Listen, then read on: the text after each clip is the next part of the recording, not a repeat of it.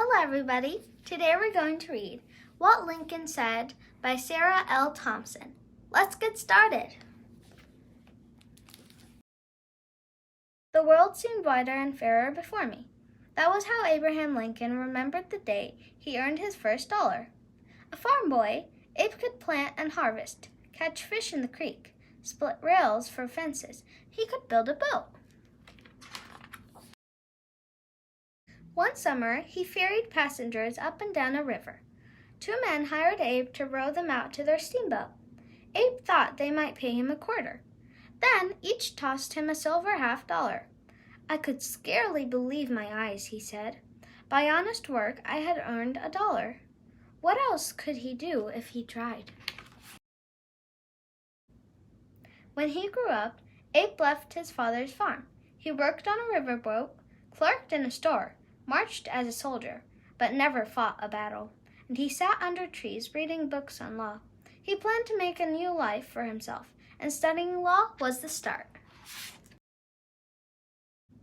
When Lincoln rode into town of Springfield, everything he owned fit into 2 saddlebags.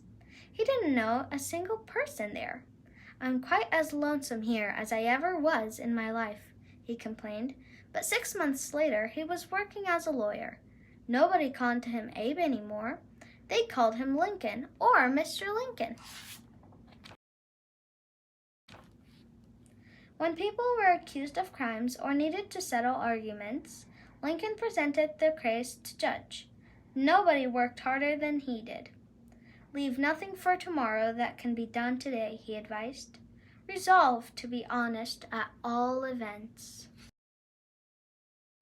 With a scar on his face and big ears that stuck out, Lincoln didn't win cases on his looks. He was so tall and skinny he seemed like a skeleton in clothes, but he knew how to make people laugh.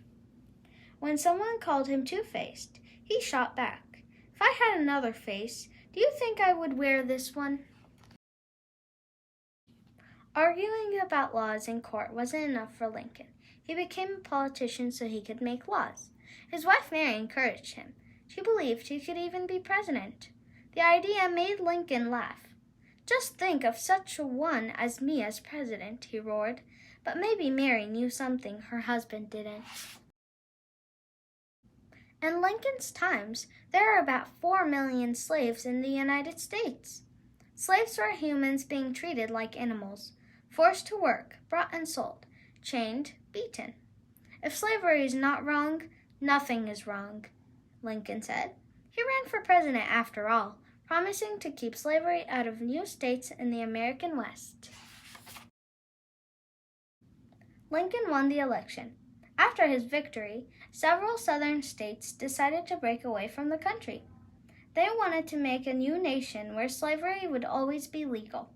They said they weren't part of the United States anymore, didn't have to obey its laws or its president. Lincoln said the southern states didn't have the right to leave. The United States was one country, and he would keep it that way, but he hoped to do it without fighting. "We are not enemies, but friends," he said in his first speech as president. "We must not be enemies." Lincoln couldn't stop the Civil War from breaking out. He hated the thought of soldiers killing and dying. "I cannot bear it," he said. "The suffering, the loss of life, it's dreadful." But he wouldn't back down. He was determined to keep the United States together.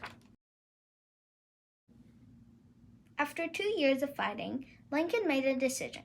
He would sign the Emancipation Proclamation on New Year's Day. In the states that were fighting to break away from the country, slaves would be forever free. On January 1st, 1863, Lincoln shook hands until his arm ached. He worried that his fingers might tremble as he signed his name. He did not want anyone in years to come to look at the paper and think he had hesitated. Taking a moment to steady his hand, he wrote his name firmly and clearly.